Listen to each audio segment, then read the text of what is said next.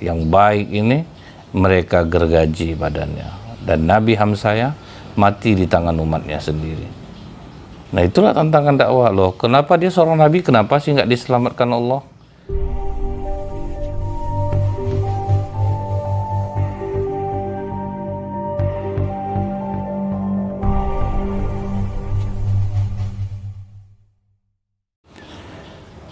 A'udzubillahi minasyaitonirrajim. Bismillahirrahmanirrahim. Assalamualaikum warahmatullahi wabarakatuh. Innal hamdalillah nahmaduhu wa nasta'inu wa nastaghfiruh wa na'udzubillahi min syururi anfusina wa min sayyiati a'malina. May yahdihillahu fala mudhillalah wa may yudlil fala hadiyalah. Asyhadu an la ilaha illallah wahdahu la syarikalah wa asyhadu anna Muhammadan abduhu wa rasuluh. Allahumma sholli wa sallim wa barik ala hadzal nabiyil karim wa ala alihi wa sahbihi ajmain. Kaum muslimin muslimat di mana saja berada, yang semoga kita semua senantiasa dirahmati oleh Allah. Bersyukur kita kepada Allah dengan mengucapkan alhamdulillahirabbil alamin. Bersolawat kita kepada Rasulullah sallallahu alaihi wasallam dengan ucapan Allahumma sholli ala sayyidina Muhammad wa ala alihi washabbihi wasallim. Sebelum Nabi Zakaria, ada seorang nabi yang bukan rasul, namanya Hamzah, atau nama panjang itu Sa'ya bin Hamzah. Sa'ya bin Hamzah ini dia hidup pada saat seorang raja Bani Israel yang sangat taat kepada Allah, yaitu Raja Hizkia. Biasanya kalau di kisah Bani Israel, pasti yang selalu menjadi musuh Nabi adalah rajanya, tapi ini tidak. Raja Hizkia ini sangat penurut dengan Nabi Hamzah. Apa saja yang diperintahkan oleh Nabi Hamzah, Raja Hizkia selalu menurutinya. Jadi memang kalau pemimpin ikut dengan ulama, insya Allah negeri itu akan dijaga oleh Allah dari segala mara bahaya. Jadi tidak semua raja Bani Israel itu yang menjadi musuh nabinya. Salah satunya Raja Hizkia ini. Terdengarlah kabar oleh Raja Hizkia bahwa ada raja yang datang dari Babil menuju Baitul Maqdis untuk menyerangnya, untuk menghancurkannya. Nah, raja yang akan menyerang ini tidak sedikit pula, namanya Sanharib. Jadi Raja Sanharib ini dia bawa 6.000 pasukannya dari Babil, niat ingin menguasai Baitul Maqdis dan menghancurkannya. Jadi Baitul Maqdis ini diserang itu sudah mungkin ribuan kali dari masa lalu. Tentu Raja Hizkia tidak punya kekuatan untuk menangkis serangan Sanharib ini. Raja Hizkia pun bertanya kepada Nabi Hamzah, adakah wahyu yang turun kepadamu tentang permasalahan ini? Kata Nabi Hamzah, saat ini belum. Aku akan memohon kepada Allah petunjuk apa yang harus kita lakukan. Kemudian Nabi Hamzah datang kepada Raja Hizkia, mengatakan, Allah berpesan kepadaku agar engkau mencari penggantimu, karena sudah dekat ajalmu, Raja Hizkia. Waktu itu Raja Hizkia ini ditimpa ujian juga. Selain ujian orang yang akan menyerang kerajaannya, juga ada ujian nih, sakit di tubuhnya, itu bisul yang tidak kunjung sembuh. Raja aja bisa kena sakit bisul kan. Jadi semua penyakit itu terserah Allah. Nggak ada penyakit orang kaya, nggak ada penyakit orang miskin. Contohnya campak, mau siapapun dia tetap kena dia. COVID, tidak memandang COVID inilah yang rasanya tersejajar betul rasanya. Orang kaya, artis, orang miskin rata kena. Dia kadang-kadang kan ada jadi lelucon, ini sakit orang kaya, kalau batuk orang kaya gini bunyinya, kalau batuk orang miskin gini bunyinya, sama aja lah. Sama sakitnya, sama batuknya. Demam pun gitu juga. Demam orang kaya sama demam orang miskin pun sama. Jadi ini raja kena sakit bisul, tapi tidak kunjung sembuh. Setelah itu, apa kata Nabi Hamzah? Carilah pengganti raja-raja, karena ajal raja sudah dekat. Apa yang dilakukan Raja Hizkia? Dia langsung menghadap ke arah kiblat yang diajarkan pada saat itu. Dia sholat sesuai dengan syariatnya, dia bertasbih, dia berdoa, dia menangis kepada Allah. Dia dengan merunduk, tunduk kepada Allah dengan hati ikhlas. Nah, lihat nih, doa yang seperti ini yang didengarin oleh Allah. Betul-betul ikhlas, betul-betul tunduk, betul-betul menghambakan diri lah. Dia menangis, dia puji dulu Allah. Jadi lihat nih ya, mengharap ke kiblat, sholat, bertasbih, banyak memuji Allah, kemudian merendah diri, dan dengan niat hati ikhlas dia berdoa kepada Allah. Doa Raja Hizkia ini diabadikan juga di dalam kitab Qisasul Anbiya karya Ibnu Katsir rahimahullah. Apa doa Raja Hizkia ini? Ya Allah, Tuhan segala Tuhan, wahai yang maha pengasih lagi maha penyayang. Jadi banyakkan memuji dulu. Jadi mentauhidkan Allah dari dulu. Ya Allah, Tuhan segala Tuhan, tidak ada yang berhak disembah selain Engkau. Itu maknanya. Tidak ada sekutu bagimu. Wahai yang maha pengasih, wahai yang maha penyayang. Habis ditauhidkan, kemudian dipuji. Karena Allah memang berhak untuk dipuji. Manusia memuji saja kita senang. Kata Rasulullah apa? Pujian adalah kabar gembira yang disegerakan bagi seorang mukmin. Jadi kita memuji orang sesuai dengan kenyataannya, itu dianjurkan. Yang tidak boleh itu memuji orang tetapi sesuatu yang tidak ada pada dirinya, itu yang tidak boleh. Nenek ini kulitnya udah berkerut-kerut dah. Kita bilang, nenek berapa umur nenek? 85 cuy. Ya Allah, nek, kulit nenek masih macam anak gadis juga lagi nek. Itu yang tidak boleh. Akhirnya tidak tidur malam nenek itu mencari kulitnya yang macam anak gadis ini. Kan kasihan nenek itu jadi ya. Jadi memuji itu yang ada pada diri orang yang dipuji, itu baru boleh. Setelah itu, apa doa Raja Hizkia lagi? Wahai zat yang tidak pernah mengantuk dan tidak pula tidur, yang selalu mengingatkan aku pada amal perbuatanku. Nah, maksudnya ini apa? Tidak lalai Raja Hizkia ini. Jadi Allah selalu memberikan dia kekuatan untuk melaksanakan amalan di tengah kesibukan dia. Ini kan nikmat yang luar biasa nih. Kita biasanya kalau udah sibuk, amalannya pasti kurang gitu. Jadi dia memuji Allah ini, dalam kesibukan dia, Allah selalu mengingatkan dia untuk beramal. Diberikan Allah dia kekuatan, sehingga amalnya tetap stabil dalam kesibukan dia. Setelah itu, apa kata Raja Hizkia? Ya Allah, kebaikan dan keputusan terbaik untuk Bani Israel ini semua ada darimu. Aku tidak tahu ya Allah siapa yang harus menggantikan aku. Engkau yang lebih mengetahui tentangnya daripada aku. Segala yang rahasia yang nyata saja pada diriku ini, semua Engkau tahu ya Allah. Karena doa yang penuh keikhlasan, penuh harap ini, apa yang didapat oleh Raja Hizkia? Pesan Allah kepada Nabi Hamzah, katakan kepada Hizkia, ambil lumpur tanah, gosokkan ke bisulnya. Tapi janganlah nih yang ada sakit bisul coba pula ngambil lumpur sekarang. Ini beda. Ini perintah Allah kepada Nabi Hamzah. Ambil lumpur, gosokkan ke bisul Raja Hizkia.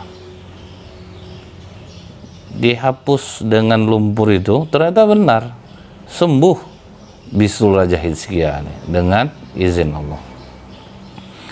Waktu kaki Abu Bakar Siddiq digigit ular, begitu Rasulullah tahu kan langsung diludahin oleh Rasulullah. Begitu diludahin, hilang bisanya, hilang sembuhnya. Itu ludah Rasulullah. Jangan pula kita amalkan. Ada orang kakinya luka, kita ludahin, infeksi kaki orang, nanti amputasi dia gara-gara ludah kita nanti. Jadi janganlah dipakai gitu.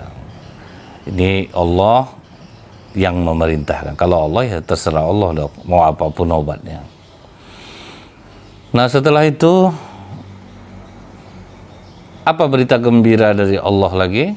Katakan kepada Raja Hizkia bahwa umurnya aku panjangkan 15 tahun dari ajalnya. Jadi ajal yang sudah ditetapin oleh Allah diperpanjang oleh Allah waktunya. Jadi kalau kita sudah ditetapkan umur, ternyata Allah suka-suka Allah, mau dia tambahkan pun bisa. Kita ingat mungkin Nabi Daud alaihissalam itu sudah ditetapkan usianya hanya 60 tahun. Sewaktu Allah memperlihatkan kepada Nabi Adam, anak cucu keturunannya, dia melihat usia Nabi Daud di keningnya. Jadi salah satu mukjizat Nabi Adam itu yang tidak terekspos. Dia bisa mengetahui usia dari umatnya itu dari keningnya, dari antara ini. Untung kita nggak bisa saling lihat. Kalau nggak bisa kita tengok kawan-kawan kita. Seminggu kau lagi ini, agak 2 bulan lagi. Untung kita nggak bisa lihat. Karena melihat umur Nabi Daud 60, apa kata Nabi Adam? Ya Allah, umur aku kan ada 1000 nih, boleh nggak aku kasih 40 tahun? Kata Allah, boleh. Makanya berpindahlah umur Nabi Adam 40 tahun kepada Nabi Daud. Sehingga Nabi Daud usianya jadi 100 tahun. Jadi terserah Allah. Kalau kita nih masih banyak rasanya manfaat kita hidup nih di dunia bagi Allah, mungkin akan dipanjangkan Allah umur kita. Salah satunya silaturahim, memperpanjang umur, memurahkan rezeki. Nah jadi Allah kasih kenikmatan kepada Raja Hizkia, raja yang taat ini, dengan doanya, dengan keikhlasannya sembuh penyakitnya. Kemudian apalagi dipanjangkan usianya 15 tahun. Kemudian yang paling berbahagia apa? Pasukan Sanharib belum sampai menyerang Baitul Maqdis, semuanya dimatikan oleh Allah kecuali 5 orang. Rajanya 1, Sanharib 1, kemudian ada 1 lagi, Bukhtanasor, di antara 5 orang ini. Jadi 6.000 hanya tinggal 5 orang. Nah ini juga kejadiannya ketika pasukan bergajah mau menyerang Ka'bah, kan semuanya juga dimatikan oleh Allah.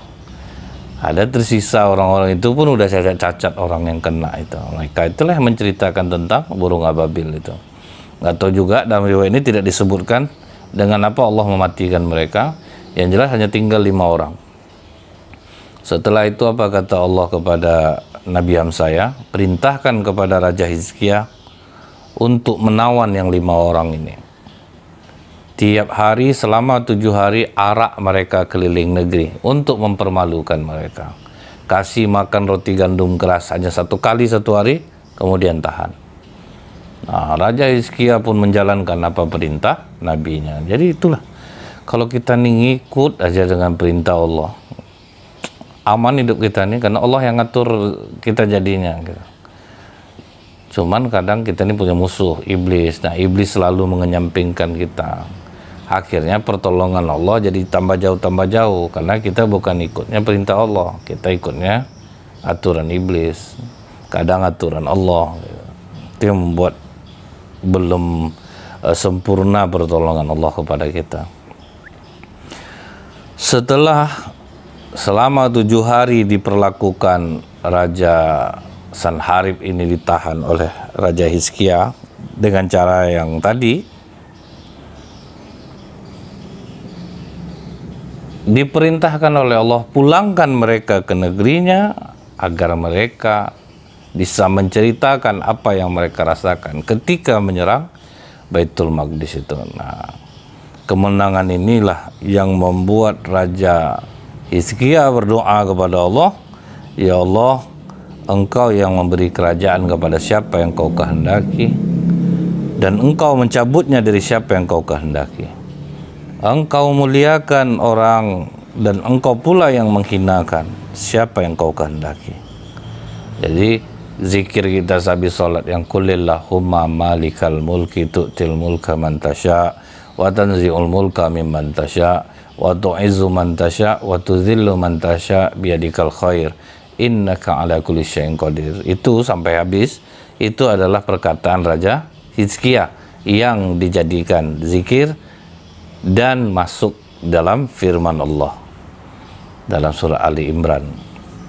Sampai ada seorang sahabat Nabi berkata, "Ya Rasulullah, utangku sangat banyak sehingga aku malu mau keluar karena aku selalu melewati rumah tempat orangku yang berutang." Maka Rasulullah ajarkan ayat ini, "Qulillahumma malikal mulki tu'til mulka man tasya."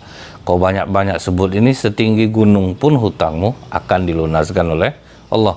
Maksudnya itu bukan orang itu terlupa dia dengan hutangnya, tidak ingat dia lagi, bukan itu.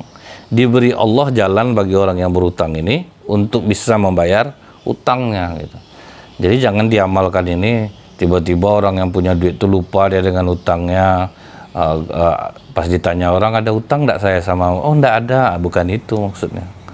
Allah kasih jalan bagi orang yang berhutang untuk bisa melunasinya. Maka sampailah Raja Sanharib, Bukhtannasar dan 3 orang lagi ke negerinya. Diceritakannya lah apa yang dia alami ketika menyerang Baitul Maqdis. Ada seorang perempuan penyihir mengatakan, "Aku kan udah ngomong sama kalian, daerah itu orang beriman kepada Allah dan kepada Nabi. Jadi mereka sangat kuat. Akhirnya kalian kan kena jadinya kan. Hanya tinggal 5 orang. Pasukan dari Sanharib semuanya mati." Kemudian Raja Hizkia dan juga Nabi Hamzaya kembali menenangkan jiwa Bani Israel yang tinggal di daerah. Tidak lama kemudian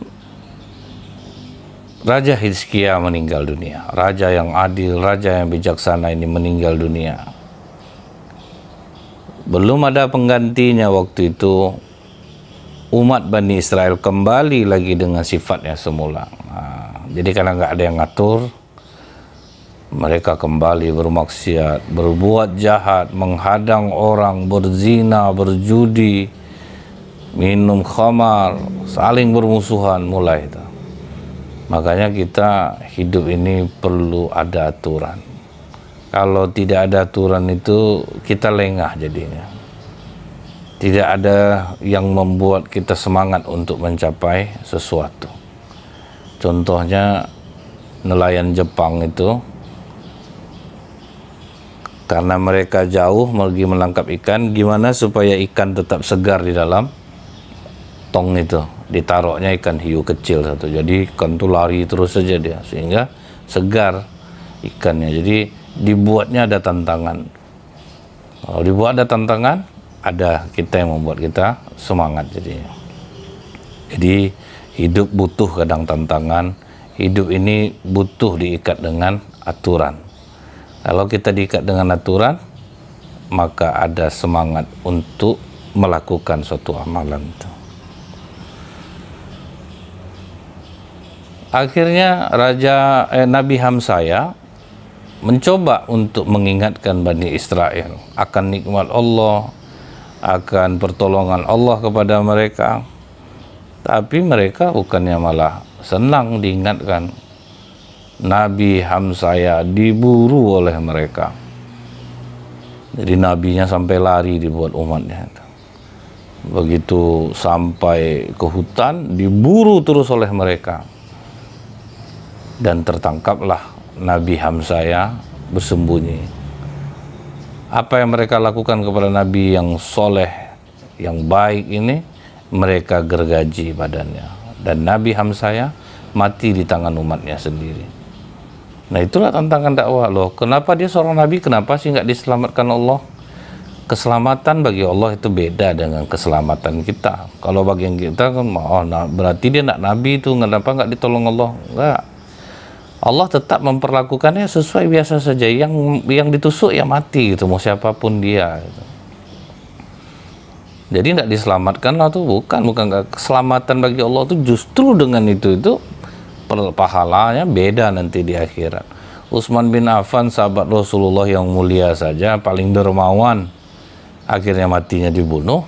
Umar bin Khattab sedang memimpin sholat dibunuh, Ali bin Abi Thalib habis sholat subuh dibunuh. Padahal mereka selalu berdoa, ya Allah berikanlah kami keselamatan. Jadi keselamatan menurut Allah beda dengan keselamatan versi manusia. Jadi tidak bisa kita membantah keinginan Allah. Allah tahu yang terbaik. Meninggallah Nabi Hamzah. Ini yang dikatakan Allah dalam surah Al-Isra ayat 5. Apa kata Allah? فَإِذَا جَاءَ وَعْدُ أُولَاهُمَا بَعَثْنَا عَلَيْكُمْ عِبَادًا لَنَا أُولِي بَأْسٍ شَدِيدٍ فَجَاسُوا خِلَالَ الدِّيَارِ وَكَانَ وَعْدًا مَفْعُولًا. Maka apabila datang saat hukuman bagi kejahatan yang pertama, ini kejahatan mereka nih, raja udah meninggal, mereka bunuh nabinya, mereka kembali kepada kemaksiatan. Maka kata Allah, kami datangkan kepadamu hamba-hamba kami yang perkasa. Lalu mereka merajalela di kampung-kampung, dan itulah ketetapan yang pasti terlaksana. Ini ayat ini berlaku umum. Kalau kita udah jauh dari jalan Allah, Allah akan turunkan orang untuk bisa nyerang kita. Mudah bagi Allah. Nah, ini yang terjadi. Apa yang menyerang Baitul Maqdis setelah itu? Siapa akhirnya menghancurkannya? Bukhtanassar. Jadi Bukhtanassar kan masih hidup. Dia kumpulkan pasukan, dan Bani Israel ini sudah lari dari kebenaran, sudah membunuh nabinya, dihukum Allah, diseranglah daerah itu. Jadi terjadinya penyerangan-penyerangan ini kadang untuk menguatkan iman, kadang sebagai hukuman dari Allah karena kejahatan kita. Mereka masuklah ke Baitul Maqdis, dirobohkan. Setelah itu hukum jahiliyah yang berlaku di tengah-tengah masyarakat, pokoknya kejamlah Bukhtanassar ini. Benar-benar sepertiga masyarakat di sana dibunuh, sepertiganya ditawan. Sementara orang tua, anak-anak, orang yang lemah dibiarkan. Kemudian dengan menunggang kuda mereka menginjak-injak jasad mereka, yang orang-orang Israel itu diinjak, mati semuanya. Baitul Maqdis dirobohkan. Kaum anak-anak, wanita-wanita digiring ke pasar tanpa mengenal ampun, tidak ada belas kasihan. Mereka dibiarkan keletihan, kelelahan. Pokoknya pembunuhan secara sadis. Kena betul Bani Israel. Taurat dibakar. Setelah itu orang-orang Bani Israel datang kepada Nabi Armia. Jadi ada lagi seorang nabi ini, Armia namanya. Wahai Nabi, kami bertobat, mohonkan kepada Allah ampunan untuk kami, agar kami dibebaskan dari hal ini. Nah, karena mereka bertobat, Nabi Armia pun mendoakan kepada Allah. Bukhtanassar pun sudah pulang ke negerinya, karena tidak ada lagi yang diharapkan di sana. Namun orang yang bertobat ini tidak mampu untuk membangun negeri itu lagi. Jadi inilah sejarah orang Israel akhirnya pergi kemana-mana gitu, tidak menetap lagi di sana karena mereka yang bilang tidak mampu lagi untuk membangunnya. Nah, makanya mereka memang tidak ada negara, sudah tidak ada negara lagi orang Israel, sudah sejak lama. Waktu itu ada hanya seorang lagi yang masih menghafal Taurat, yaitu Uzair. Uzair ini masih hafal dia kitab Taurat. Melihat negeri yang hancur itu, dia berpikir, seperti ini hancur negeri ini, bagaimana cara Allah untuk membangkitkannya kembali? Jadi memang udah putus asa lah Bani Israel. Jadi Uzair ini dia bawa keledai, dia bawa makanan, dia bawa air minum dari kurma. Duduklah dia. Begini bentuk negeri ini hancur. Bagaimana cara Allah untuk membangkitkannya kembali? Rupanya dia ditidurkan oleh Allah selama 100 tahun. Begitu dia bangun, malaikat bertanya kepadanya, sudah berapa lama kau di sini? Dia tidak tahu, sangkanya manusia yang nanya. Tadilah, paling dari siang nih sampai sore aja. Coba lihat kepada keledaimu itu. Tengok, kaget dia, keledai udah jadi tulang belulang. Dia tengoknya negeri itu, yang rumah itu dihancur, loh kok udah bagus semua nih. Dia tengok perasaan kurmanya sudah beda. Kau di sini sudah ditidurkan selama 100 tahun, kata malaikat ini. Kau lihat bagaimana cara Allah membangkitkan? Perhatikan keledai kau itu. Langsung bersatu semua daging, tulang. Jadi bagus. Lihat perasaan kurma itu, diperbaiki ke sini, langsung bagus lagi. Makananmu tidak ada yang berubah. Mudah bagi Allah, bukan? Semudah orang tidur bangun saja. Itulah cara Allah membangkitkan, dan ini diabadikan oleh Allah di dalam surat Al-Baqarah ayat 259. Itu kisah tentang Uzair.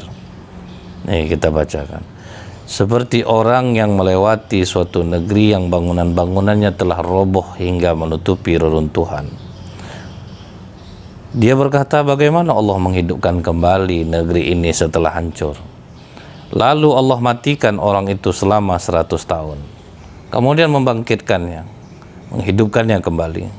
Dan Allah bertanya, berapa lama engkau tinggal di sini? Dia menjawab, aku tinggal di sini sehari atau setengah hari. Allah berfirman, tidak, engkau telah tinggal 100 tahun. Lihatlah makanan dan minumanmu yang belum berubah. Lihat keledaimu yang telah menjadi tulang belulang, agar kami menjadikan engkau kekuasaan, tanda kekuasaan kami bagi manusia. Nah, itulah Uzair ini.